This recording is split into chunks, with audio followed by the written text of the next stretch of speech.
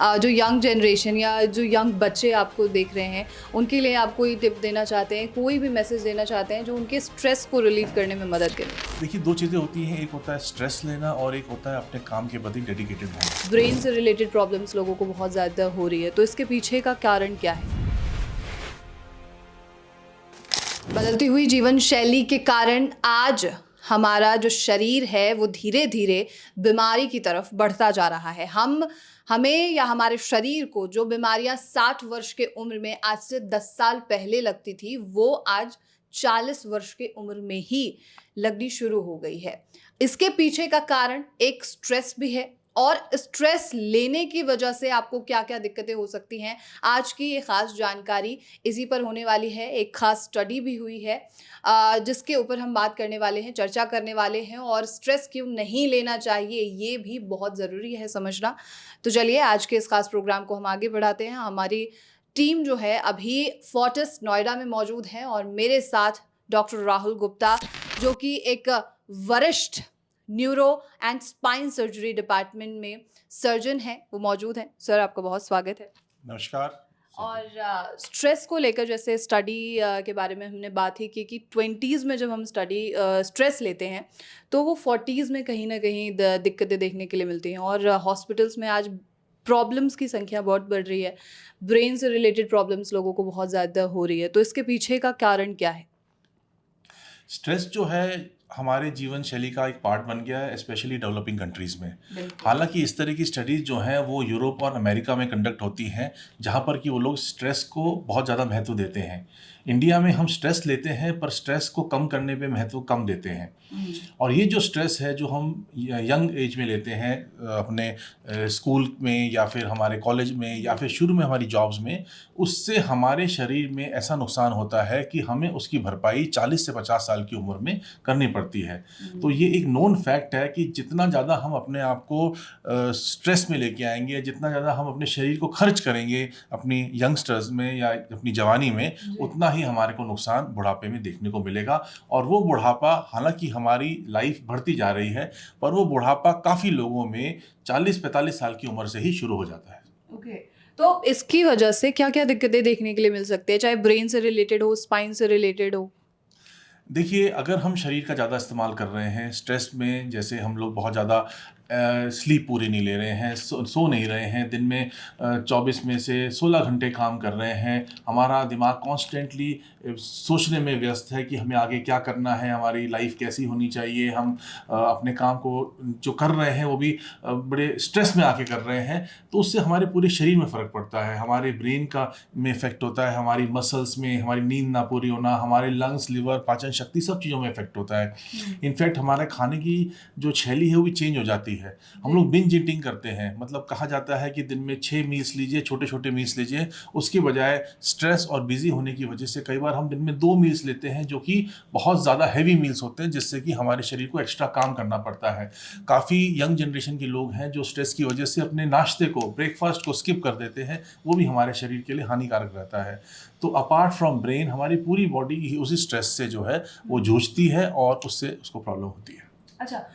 Doctor, जैसे कि stress level तो एक ये है कि आजकल के समय में इंडिया में, जैसे आपने कहा है कि स्ट्रेस लेना बहुत ज़्यादा, पेरेंट्स भी बोलते हैं कि स्ट्रेस लो, पढ़ाई के लिए फोर्स करते हैं, हर तरीके की चीज़ों के लिए।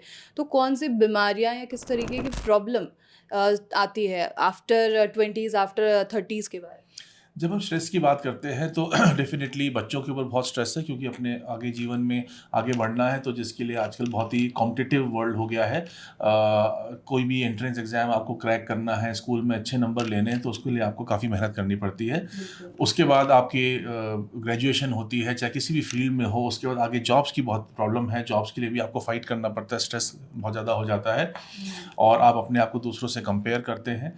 और जॉब में भी बहुत प्रतिस्पर्धा है, आपस में एक दूसरे के कंपटीशन में आपको आगे निकलना है। कुछ लोग बहुत लकी होते हैं, बहुत इंटेलिजेंट होते हैं, वो जल्दी आगे निकल जाते हैं। कुछ लोग जो पीछे रह जाते हैं, उन लोगों को बहुत परेशानी होती है और वो आगे निकलने के चक्कर में मेहनत ज़्यादा करते हैं।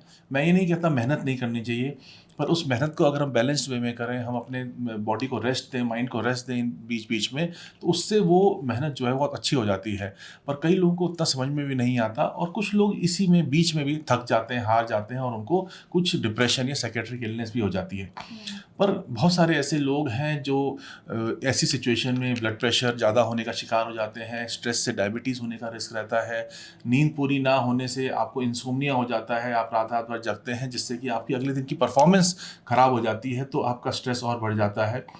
इसके अलावा डाइट का मैंने आपको बताया कि बिंज ईटिंग, एक टाइम पे बहुत ज़्यादा खाना, मील्स को स्किप करना, वो भी आपकी सेहत के लिए ख़राब है। जब हम स्ट्रेस बहुत ज़्यादा लेते हैं तो हमारे बॉडी के अंदर कुछ इन्फ्लेमेटरी मार्कर्स होते हैं जिनका प्रोडक्शन ज़्यादा होता है, कुछ हार्मोन्स हैं, स्ट्रेस रिलेटेड हार्मोन्स, वो सिक्रीट होते हैं जो कि ओवरऑल हमारी बॉडी को नुकसान पहुंचाते हैं। तो इससे लॉन्ग टर्म कॉम्प्लिकेशंस आनी शुरू होती है। लॉन्ग टर्म डायबिटीज़, हाइपरटेंशन की वजह से हमारी ब्लड वेसल्स ख़राब हो जाती है, हमारे ऑर्गन फेलियर होने के चांसेस हो जाते हैं, स्ट्रोक का और हार्ट अटैक होने का रिस्क भी बढ़ जाता है। ओके। अब सबसे बड़ा एग्जाम्पल तो हमारे सामने आप ही मौजूद हैं। आपका ही हम एग्जाम्पल लेकर लोगों को अगर समझाएं कि एक डॉक्टर की लाइफस्टाइल भी खुद ही बहुत ज़्यादा हेक्टिक होती है।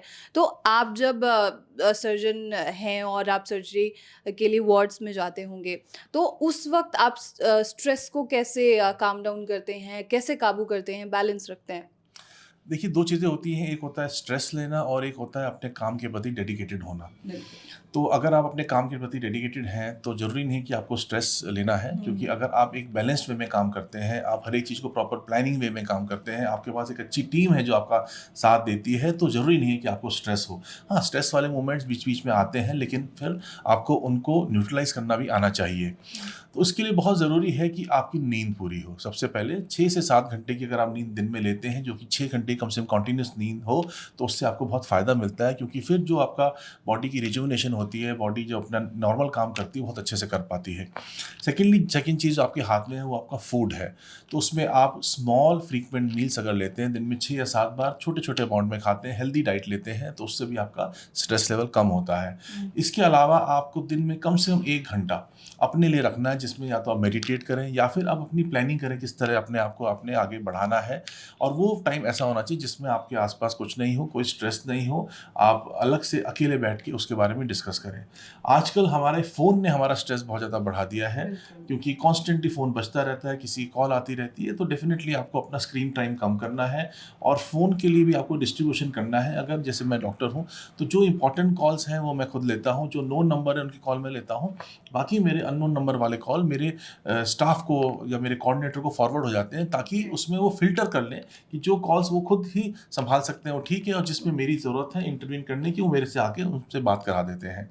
इसके अलावा एक छोटी हॉबी, कोई भी आपकी हॉबी हो, चाहे आपको म्यूज़िक सुनना पसंद है, चाहे आपको कोई इंस्ट्रूमेंट बजाना पसंद है, चाहे मूवीज़ का शौक है या घूमने का शौक है, एक हॉबी ज़रूर होनी चाहिए, ताकि महीने में 2 महीने में ऐसा टाइम आए जब 2-3 दिन निकाल के आप उस हॉबी को परस्यू करें, और या फिर आप रेगुलर बेसिस पे, वीकली बेसिस पे हर संडे को डिसाइड करें कि मैंने उस हॉबी को परस्यू करना है, तो उससे आपका स्ट्रेस कम होता है।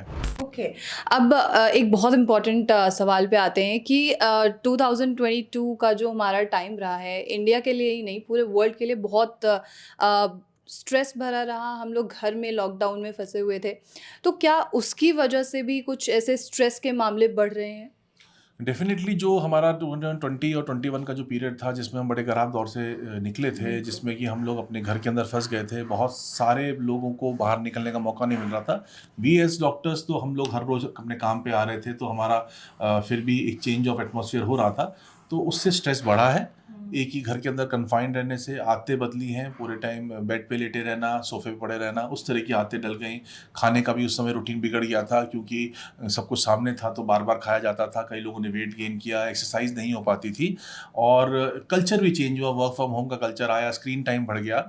तो ये सब चीज़ों की जो है प्रॉब्लम उस टाइम पे देखने को मिली, लेकिन धीरे-धीरे मैंने देखा है कि लोग उससे बाहर आ रहे हैं। हालाँकि उस पैंडेमिक की वजह से हमने स्ट्रोक के केसेस, मेमोरी इश्यूज़ के केसेस, साइकियाट्रिक इलनेसेस के केसेस काफ़ी सारे देखे हैं। लेकिन अब धीरे-धीरे जैसे-जैसे लोग उस चीज़ से बाहर निकल रहे हैं, उसको भूलना शुरू हुआ है, और वर्क फ्रॉम होम वाली कल्चर को भी अब चेंज किया जा रहा है, तो उससे अब लोग बाहर निकलने लगे हैं।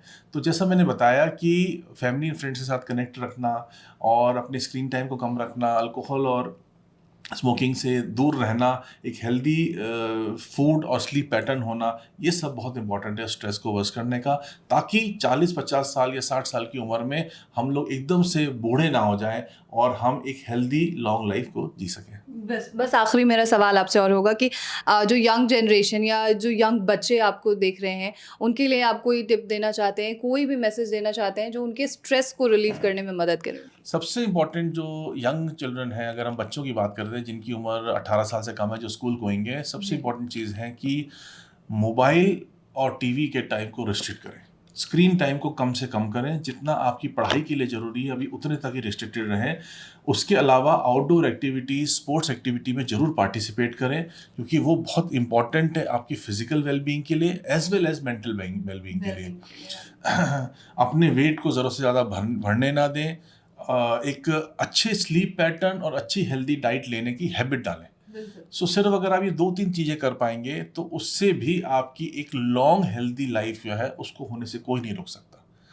और उस चीज़ को अपनी आदत में डालें। आजकल के बच्चे जो स्पोर्ट्स के नाम पे सिर्फ वीडियो गेम खेलते हैं, उनकी लाइफ आगे जाके बहुत ख़राब होती भी है और होने वाली भी है। तो मेरा स्ट्रॉन्ग रिकमेंडेशन है पेरेंट्स को एज वेल एज बच्चों को कि अपने स्क्रीन टाइम को सिर्फ उतना ही रखें जितना आपकी पढ़ाई के लिए ज़रूरी है, उसके अलावा उसको बिल्कुल भी अवॉइड करें। बिल्कुल। Thank you so much doctor Rahul, thank you so much. नमस्कार। तो ये थी पूरी जानकारी, और अगर आप भी बहुत ज़्यादा स्ट्रेस लेते हैं किसी भी चीज़ को लेकर तो प्लीज़ अपने स्ट्रेस को थोड़ा सा कम कीजिए, और जो भी चीज़ें इस पूरे साक्षात्कार के दौरान बताई गई हैं और आपको अपने जीवन शैली में उपयोगी लगती हैं, आप प्लीज़ उन्हें अपनाइए, जिससे कि आगे आने वाली किसी भी बीमारी को आप टाल सकते हैं। और ऐसे तमाम खबरों के लिए आप नाशा खबर के साथ बने रहिए।